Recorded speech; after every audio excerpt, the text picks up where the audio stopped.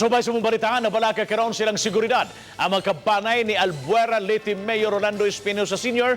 o Kerwin Espinosa nga niya karon din sa Sugbo. Kay kutud kanabantayan nilang mga tao nga nagbahas-bahas sa ilang gipuyan. Si Chona Carion sa report. Sa ikaduhang pagbisita sa GMA News sa Ancestral House sa mga Espinosa karong adlaw, nagdumili na nga moatubang sa kamera ang sister-in-law ni Mayor Espinosa ug iyaan ni Kerwin. Gibati na sila og kabalaka sa ilang seguridad tungod sa presensya sa mga tao nga karon lang nila makita sa ilang dapit. Ang banay sa kinamagwangang igsuon sa mayor mao ay nagpuyo sa ilang Ancestral House sa Sitio Kahipa sa Barangay Hipodromo. Gawas sa kabalaka karon, gibati usab nila karon ang kauaw tungod kay sa gusto nila ug sa dili maduhig usab sila sa kauaw. Gahapon lang duha gito ka babae. Yatakan man tagay nako dito oh.